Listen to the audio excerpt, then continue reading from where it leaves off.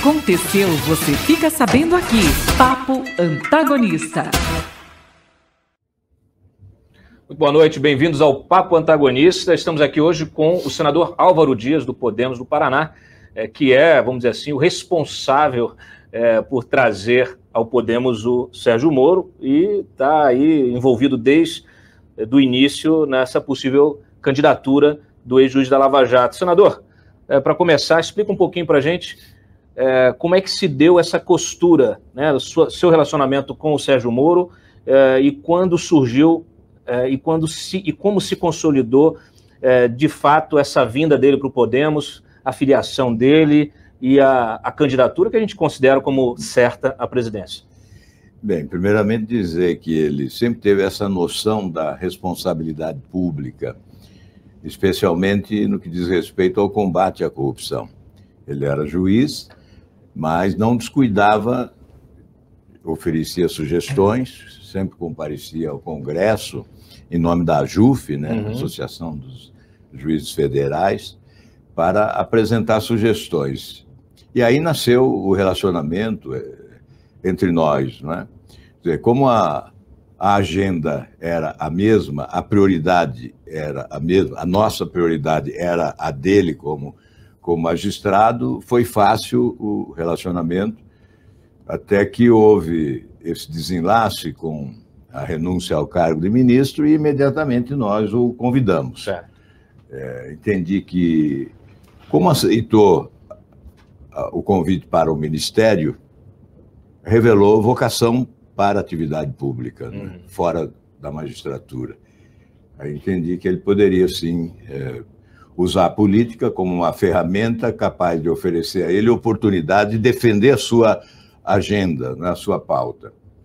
Eu disse, é evidente que depois de deixar o ministério teria que refletir, precisaria de um tempo para refletir, e disse, olha, quando estiver disposto a conversar sobre política, nós estamos à disposição. E fizemos realmente várias reuniões, né? E ele foi para os Estados Unidos, pediu um tempo até novembro. E nós achamos que era possível, sim, oferecer esse tempo até novembro. Ele antecipou um mês, voltou ao Brasil, nos reunimos e ele decidiu que aceitaria o convite para se filiar e eventualmente ser candidato. E foi o que ocorreu. O resumo da história é esse, né? E hoje realmente a candidatura dele é para valer, não é uma encenação, vem por vocação e por responsabilidade pública, disposto a esse enfrentamento, a candidatura dele é um caminho de ida sem volta. Muito bem. Diego? Senador, eu lembro que o senhor foi candidato à presidência da República em 2018 e o senhor foi o primeiro a colocar o nome do Sérgio Moro como possível ministro da Justiça, caso o senhor fosse eleito. Depois o Bolsonaro pegou para ele essa sugestão do senhor e anunciou também o Moro como possível ministro da Justiça e da Segurança Pública. Certamente esse assunto vai ser pauta latente aí da campanha do ano que vem. O senhor hoje tem uma avaliação mais atualizada de que se Sérgio Moro fez certo ou não fez certo em ter assumido uma vaga no ministério de Jair Bolsonaro? Eu tenho a exata noção, e não vou me esconder a minha opinião a respeito, não é? Que foi um equívoco. A aceitação do convite foi um equívoco. E certamente se ele conhecesse bem o perfil, se ele prevesse as trombadas que ocorreriam, né, não aceitaria o convite, mas imaginou que seria possível a convivência, mas ocorre que são diametralmente opostos, né, em matéria de postura, de opinião a respeito das questões todas. O Moro tem cultura geral, então tem visão sobre todos os problemas, e eu imagino que ele se equivocou, mas evidentemente foi um aprendizado também esse período que esteve no Ministério da Justiça, porque teve a oportunidade de conviver com o Congresso, exercitou a sua capacidade de diálogo com congressistas, não é? Especialmente na defesa do pacote anticrime, antiviolência e anticorrupção. Eu acho que esse aprendizado foi importante até para que ele possa agora, sabendo que a política é essa selva que nós conhecemos, né, ele possa agora ir para esse enfrentamento com a noção da realidade. A política é isso que ele viu. Né? Senador, a gente mencionou, tivemos a entrevista com o Sérgio Moro aqui na semana passada, e um dos questionamentos mais presentes dos nossos espectadores foi em relação a como negociar com o Congresso uma vez eleito. Eu acho que as pessoas estão cada vez mais conscientes de que não dá mais para tolerar esse tipo de comportamento que nós temos hoje com o Congresso, com a Câmara de Arthur Lira, com o Senado de Rodrigo Pacheco, com o presidente distribuindo emenda secreta, comprando apoio no Congresso. Quer dizer, é uma prática que mina a democracia, mas que ela está presente de alguma maneira desde a redemocratização. A gente não consegue enxergar, desde da polêmica envolvendo a emenda de reeleição do Fernando Henrique, até agora, até hoje, a gente vem com o mensalão, com tudo que aconteceu depois, petrolão, etc., a gente vem vivendo esse mesmo problema. O Moro me respondeu assim, nós temos que trabalhar sobre novos padrões. Eu ouvi isso do Bolsonaro também. Claro que a gente tende a entender que o Moro está sendo mais verdadeiro do que o Bolsonaro foi. Mas existe uma questão prática e uma realidade que se impõe. Esse risco permanece presente. Se o Moro vir a ser eleito, não dá para mudar isso? Como mudar isso? Como é que o senhor vê? Como a prática que o senhor tem de décadas, né, na política e no Congresso, como mudar isso? Desde que eu atuo na atividade pública, eu nunca vi um presidente da República com minoria no Congresso, a não ser uma minoria eventual, quando ocorreu o impeachment, tanto de Collor quanto de Dilma. E essa minoria, a maioria só se transforma em minoria quando a população vai para as ruas. A vocação do Congresso, majoritariamente, é a sombra do poder. E, tanto é que eu sempre fui isolado no Congresso, nesses anos todos, porque sempre fui oposição, fui governo 8 meses no governo Fernando Henrique, só 8 meses, depois já fui para a oposição.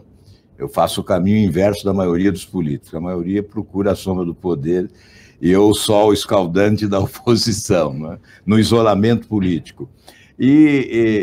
Então, na verdade, acharam mais fácil comprar do que convencer, e esse foi o grande equívoco. Eu acho que é possível convencer. E como? Bons projetos, evidentemente. Eu digo que é preciso ser 50% gestão, 50% comunicação. Um presidente da República tem que se comunicar com a sociedade, com competência, para conquistar o apoio da sociedade para os seus projetos.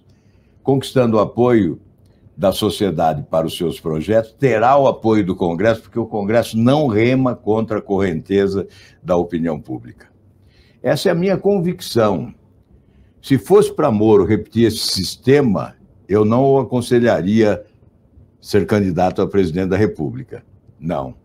Não valeria a pena ser candidato para repetir esse sistema.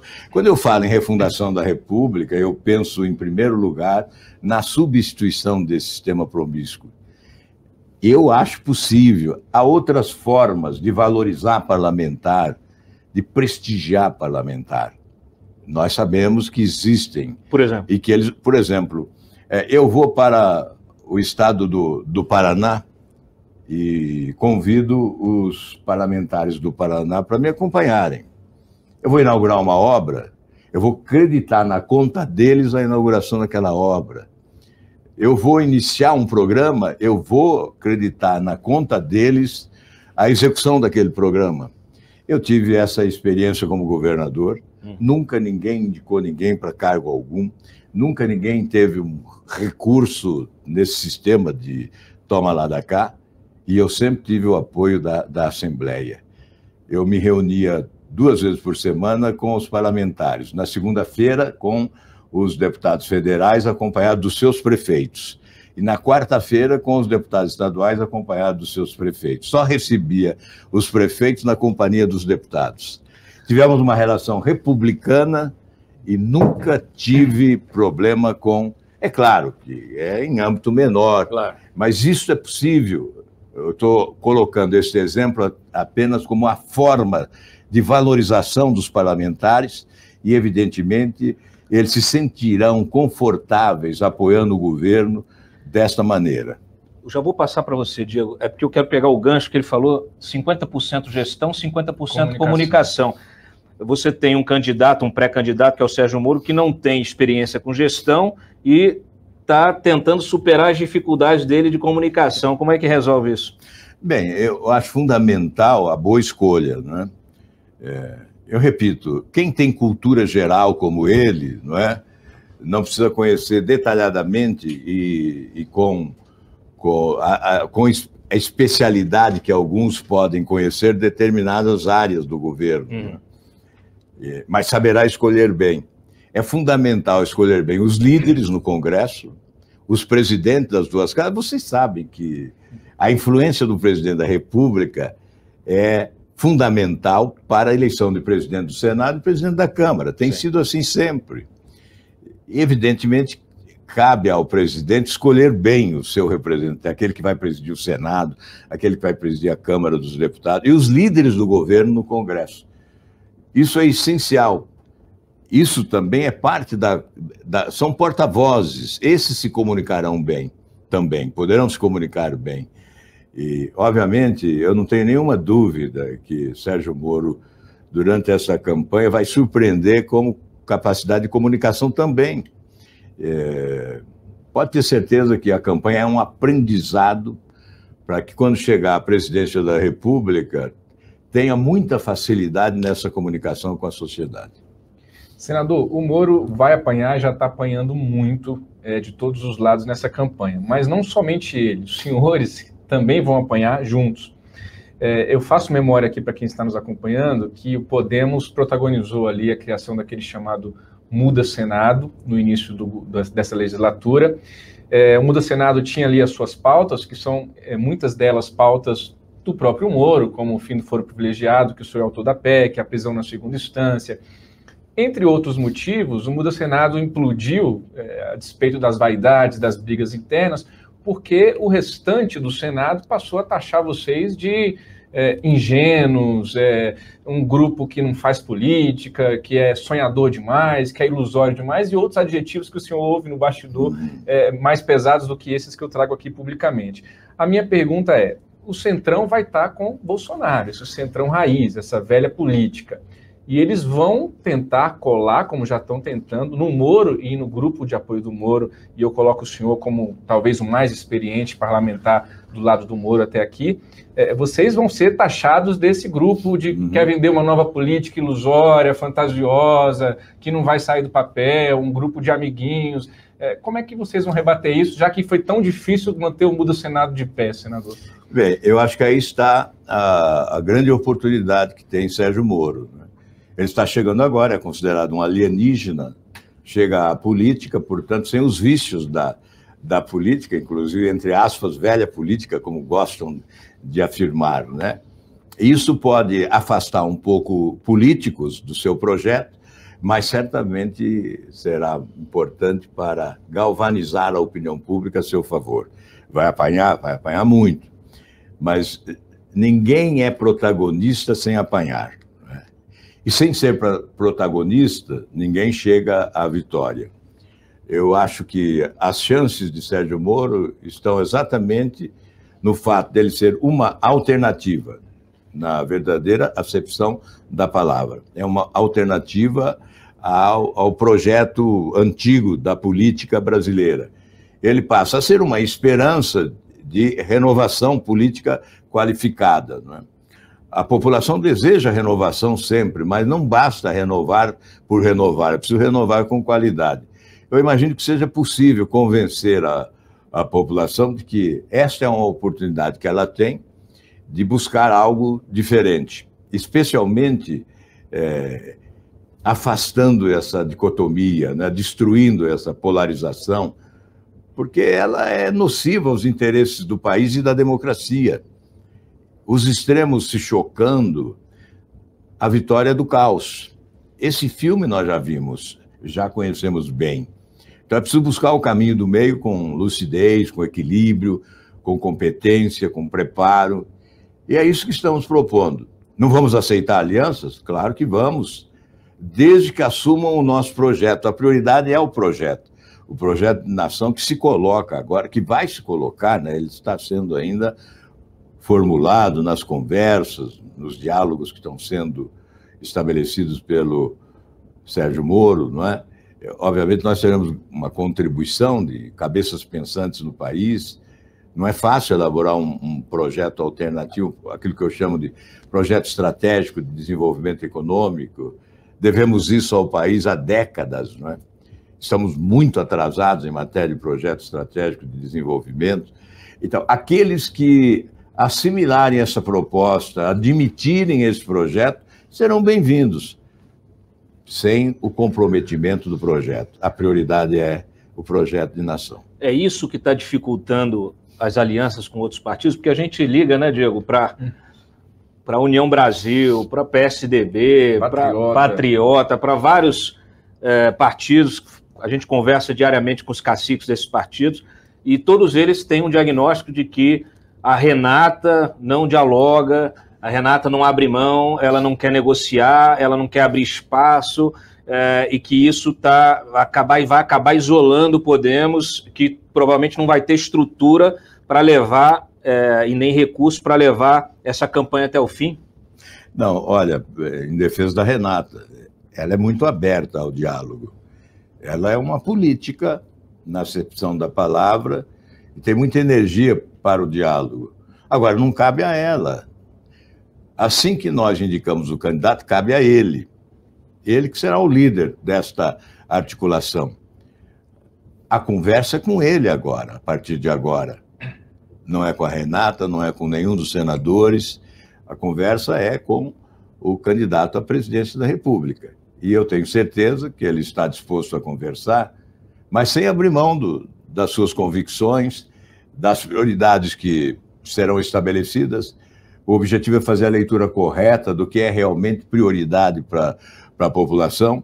Obviamente, nós sabemos que hoje a prioridade está no campo da economia. A política econômica e social é fundamental, tem que ser prioridade no debate nacional. Esse cuidado, certamente, o Moro terá. Portanto, o que eu tenho a dizer, isso é evidente que sou eu que estou dizendo, não é o candidato. Nós podemos fazer alianças, mas a nossa prioridade é o projeto. Se for necessário isolamento, que ocorra o isolamento. E quem sabe o isolamento, eu pergunto, será que o isolamento é ruim ou é bom? Nós temos alguns exemplos. Jânio Quadros era um político que se isolava lá no passado e vencia as eleições. O Collor se isolou totalmente. Buscou uma sigla que não existia. O senhor está citando dois que não tiveram. Expulsou os políticos do seu palanque. E mais recentemente um tal de Jair Bolsonaro. Pois é. Mas... ele também se isolou. Mas aí, ó, você citou Jânio Quadros, você citou Collor, os dois terminaram mal. Exato. O Bolsonaro vai terminar. Ele pode até ficar até o fim, mas vai terminar deixando um país muito pior do que pegou. Me preocupa esse isolamento, me preocupa talvez o timing também. Aí eu aproveito para... Já passo a palavra para você, Diego. Já aproveito para fazer uma outra pergunta. E eu conversei aqui, inclusive na sexta-feira, com o Pastore, que é o conselheiro econômico do Sérgio Moro. Quem quiser assistir a entrevista está disponível no nosso canal aqui no YouTube, a íntegra dela. E eu lhe pergunto, em outubro de 2017, eu fiz uma entrevista com o Jair Bolsonaro, peguei um avião, a gente foi para Uberaba, descemos lá, já tinha uns grupos organizados. Na época tinha MBL, tinha associação de PM, tinha todo mundo engajado, gritando o mito. Quer dizer, você já tinha uma estrutura de comunicação, uma articulação nos estados e tal, para dar volume e criar aquele efeito manada, né? Para o apoiamento do candidato. Tanto é que depois disso ele foi subindo nas pesquisas. Nós já estamos em novembro, já quase dezembro. O Moro iniciou agora o seu tour aí, o seu roteiro de entrevistas, né? Teve aqui na semana passada, participou no fim de semana do Congresso do MBL. ainda não foi no Nordeste, ainda não foi visitar uma comunidade carente, a gente não viu ainda essa pré-campanha na rua. Na verdade, temos um bom tempo pela frente, agora a velocidade é maior, né? E você vê que em poucos dias desde o lançamento, a agitação nas redes sociais ao lado dele foi enorme. Ele teve um crescimento exuberante nas redes sociais em poucos dias. Sim. Então é evidente que isso crescerá. Obviamente não estou comparando o Moro com esses citados, não é? Uhum. Ele tem outra postura, outro comportamento, outra cultura, outro preparo. E certamente o isolamento pode ser diferente. É um isolamento eleitoral em relação às estruturas partidárias. Se isso ocorrer, eu não sei se isso vai ocorrer, de repente ele cresce mais rápido do que se imagina e aí há interesse em aliança. Claro. Né? Isso desperta o interesse na medida do crescimento. Se chegar próximo de julho, quando teremos as convenções com um índice significativo nas pesquisas de opinião pública, vamos imaginar 16%, 17%, certamente nós teremos interessados em aliança. Vai ter uma fila de gente batendo na porta. Certamente teremos interessados. Mas, de qualquer modo, eu coloco isso como uma alternativa secundária. Se não houver a hipótese da aliança, né, nós temos que trabalhar exatamente o isolamento e mostrar os benefícios desse isolamento durante a campanha eleitoral, porque certamente, depois de uma eventual vitória, nós teremos, sim, por responsabilidade pública ou até por esse desejo de estar próximo do poder, nós teremos, sim, apoio suficiente para o exercício do mandato, que eu acho fundamental, é claro. Ninguém ignora a importância do apoio parlamentar para o exercício do mandato. Senador, meses atrás me disseram que o senhor estava pensando em desistir da política. Eu peguei o telefone, liguei para o senhor admitiu que de fato estava um pouco frustrado, mas que ainda não tinha tomado a decisão se seria candidato à reeleição ou não. Enfim, estamos aqui, o senhor é candidato à reeleição ao Senado mais uma vez pelo Podemos do Paraná, está encampando a campanha presidencial do Moro. Eu pergunto ao senhor o que mudou de lá para cá e pergunto mais.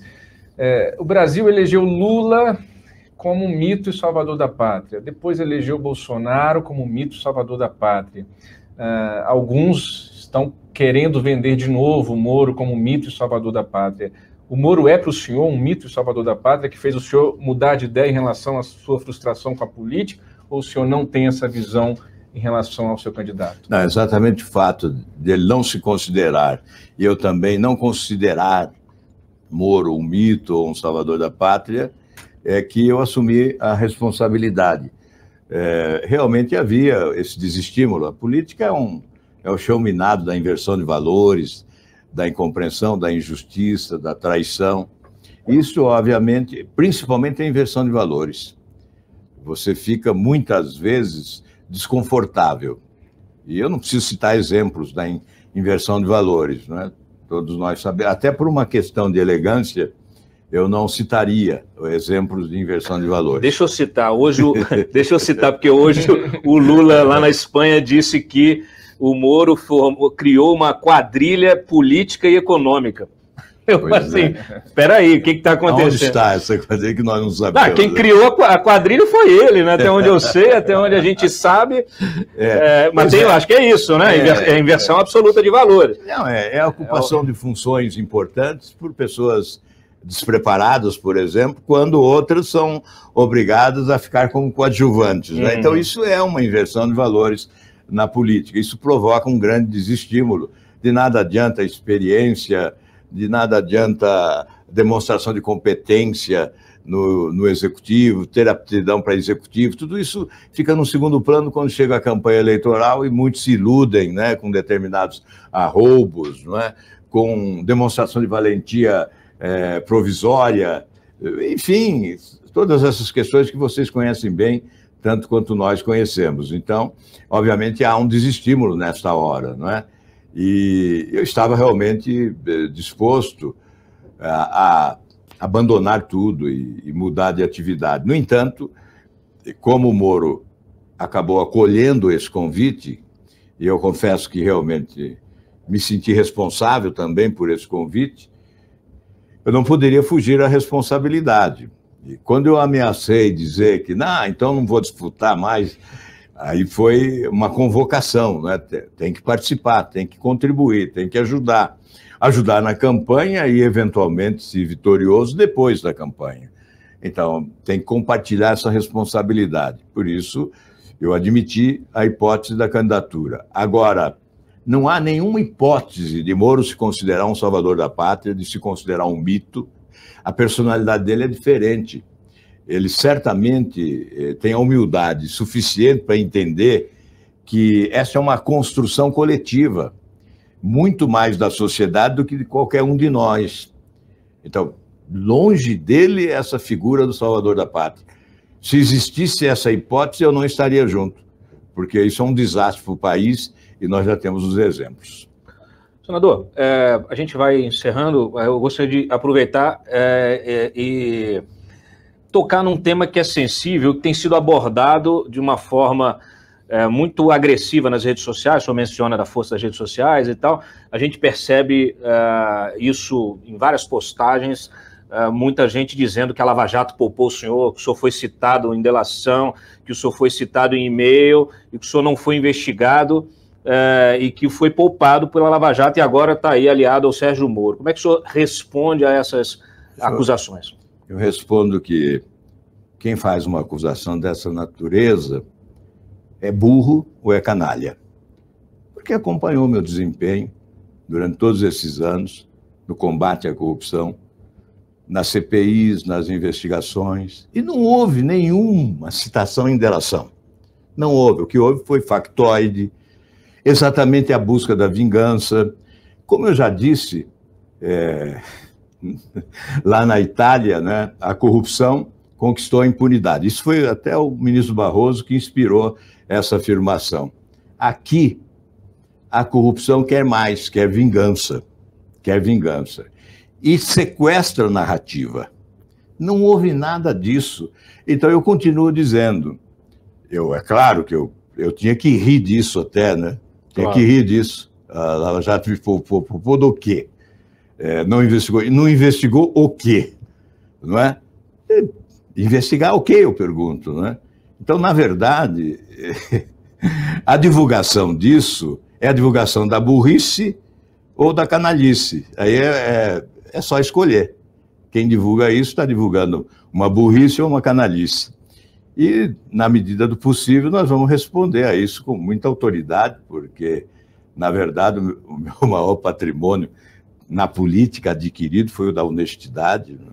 Eu abri mão de todos os privilégios, aliás. Seria muito bom que os políticos, quando defendem o fim dos privilégios, abrissem mão deles, né? Eu sempre abri. Eu tive a oportunidade de receber durante 29 anos a aposentadoria de ex-governador, daria mais de 11 milhões. Abdiquei disso.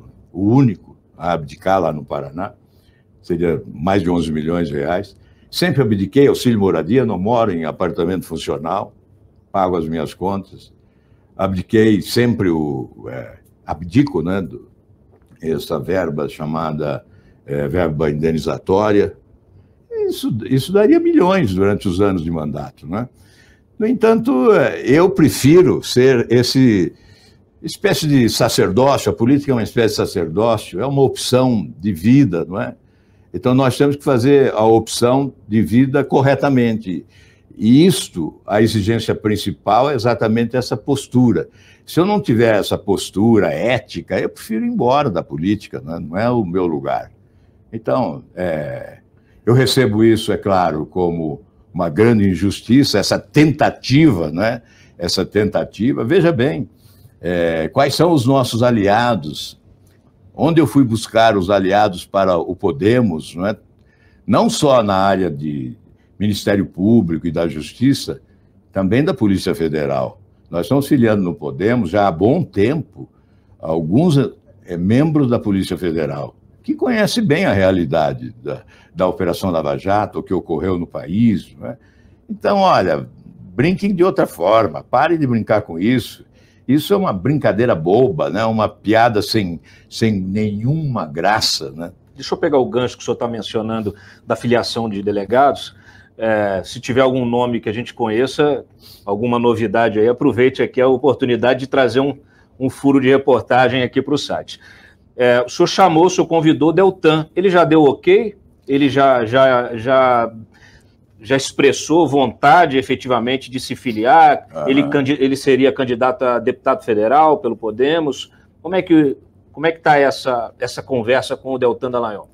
Se não houver nenhum fato novo, né, ele deve, em dezembro agora, definir-se pela filiação, e o objetivo seria esse realmente, ser candidato a deputado federal. Só acha que ele é um bom puxador de voto aí para a bancada? Sem dúvida, fará uma votação histórica, na minha opinião. Ele tem vocação política também, isso nós percebemos há bom tempo, né? Quando as discussões das medidas de combate à corrupção, as 10 medidas, depois as 38 medidas, ele sempre esteve presente nesse debate, né? Isso revela a vocação política. E quando ele sentiu que a missão dele estava cumprida no Ministério Público, ele vem exatamente para esse enfrentamento com a disposição de continuar esse combate à corrupção. E veja que já anunciou, inclusive, que vai, através da internet, né, por intermédio das redes sociais, ele vai ministrar aulas sobre o combate à corrupção. Sim. Quer dizer, então, ele mal pediu demissão, já está assumindo, né, uma outra missão, aí, evidentemente, sem os instrumentos do Ministério Público, mas como professor, né, que como ele diz, é uma missão das mais nobres, ele passará a proferir aulas pelas redes sociais sobre o combate à corrupção. Paraná, o senhor é candidato à reeleição, o senhor firmou aí um pré-acordo com o Ratinho Júnior, que está coligado aí, vamos dizer assim, está aliado do Jair Bolsonaro. Eu perguntei para o Moro como é que ele terá palanque no Paraná se essa construção já está fechada. Eu repito a pergunta para o senhor. Na verdade, não está fechada, né? Nós primeiro definimos a situação nacional, até porque se Moro não aceitasse o convite, o partido teria que definir-se por outra candidatura à presidência, e talvez eu fosse convocado para essa missão, uma vez que é um partido que quer ser diferente, que quer uma construção alternativa como partido político, não é? E tem que ter um projeto alternativo também de poder. Teria que ter alguém para verbalizar esse projeto, né? Então, nós não mexemos muito no Paraná. Agora que nós vamos iniciar as conversações, né, sobre alianças, há aqueles que querem que o partido tenha um candidato próprio ao governo estadual e aqueles que admitem, exatamente priorizando a candidatura do Sérgio Moro, uma aliança estadual que lhe ofereceria lá no estado mais tempo de TV, no espaço do senador, né, do candidato ao Senado, e também mais estrutura de apoio. Certamente seria importante. Então, nós estamos discutindo isso, se o partido terá um candidato próprio ao governo ou se vai promover esta aliança com o governador Ratinho Júnior. A gente teria um possível palanque duplo com o Sérgio Moro e o Ratinho no mesmo... Porque o Ratinho é de um partido que tem candidato a presidente. Exato. Né? O PSD, ele é do PSD, ele tem um candidato a presidente, ele tem uma boa relação com o atual presidente, né? Que pretende manter administrativamente essa boa relação, e tem um candidato do Paraná, que é o Sérgio Moro. Então, é evidente que, se houver essa construção de aliança, né, ele terá no seu palanque três candidaturas, provavelmente, à presidência da República. Isso vai ocorrer em alguns estados, certamente, não é? Porque essa é a política no Brasil. Nós não chegamos ainda a um estágio avançado em que seja possível uma aliança de cima e embaixo, né? E, obviamente, nós vamos ter que conviver com essas exceções à regra, ou, enfim, com essas incoerências, né, eu diria. Nós teremos que conviver com isso, enquanto nós não construímos partidos de verdade, né, e promovemos, inclusive, uma redução do número de siglas representadas. As siglas podem existir para representar causas, ter as suas bandeiras específicas, mas acho que a representação tem que ser reduzida em número de partidos em razão da qualidade que se obterá, né? Favorecendo a qualidade e também a economia. Imagine quanto de economia teremos se muitas siglas não tiverem mais direito a recursos do fundo partidário, do fundo eleitoral e etc. Né? Então, essa é uma reforma necessária. Como é necessária a reforma também do Congresso, a redução do número de senadores, de deputados federais, nós temos que discutir quantos devemos ser, não é? Em alguns países, essa redução já está ocorrendo. Então, eu entendo que nós temos que avançar muito. A reforma política tem sido muito prometida, né? Cantada em prosa e verso, mas não realizada. É outro grande atraso que nós vivemos no país. Nós não alcançamos ainda um modelo político competente, capaz de atender às aspirações de modernidade da nossa sociedade. Muito obrigado. Diego? Bom, senador, obrigado aqui pela presença no Papo Antagonista. Diego, obrigado pela presença aqui na entrevista também. Obrigado. E fiquem conosco. Papo Antagonista. Reportagens exclusivas, bastidores do poder e análise com quem faz notícia.